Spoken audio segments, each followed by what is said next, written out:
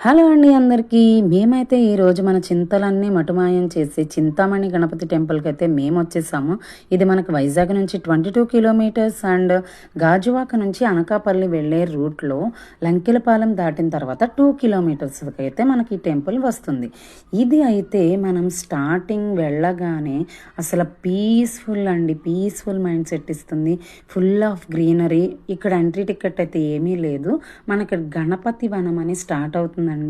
దీనికి మనకి ఎంటర్ అవగానే లెఫ్ట్ సైడ్లో చక్కగా గోశాల కనబడుతుంది. అక్కడి నుంచి ఇరువైపులా కూడా మనకి టోటల్ 32 గణపతి విగ్రహాలు అయితే ఉంటాయండి. ఒక్కొక్క విగ్రహానికి ఒక్కొక్క విశిష్టత మనం అక్కడ చదవచ్చు. సో స్వయంభూ వెలిసారంటండి. ఇక్కడ ఇంకొక ప్రత్యేకత ఏంటంటే మన పేరు మీద మనం ఒక కోరిక కోరుకొని కొబ్బరి బోండాన్ని ఇక్కడ ముడుపు కట్టి 18 రోజుల పూర్ణఫల వ్రతం అనేది కనుక చేస్తే ఆ లోపల ఉన్న అభయాంజనేయ స్వామి మనం కోరిన కోరికలను తీరుస్తారంటండి.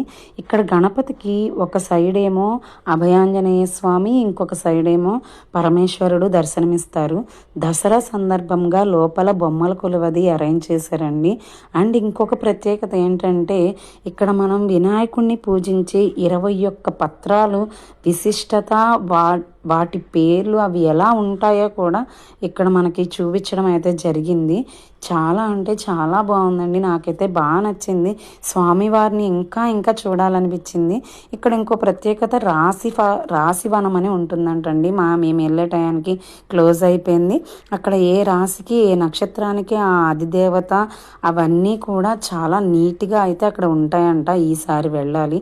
ఇదండి దేవాలయం యొక్క విశిష్టత విశేషాలు. మీరు కూడా వీలుంటే వెళ్ళి దర్శించుకొని ధన్యులు కండి. Thank you.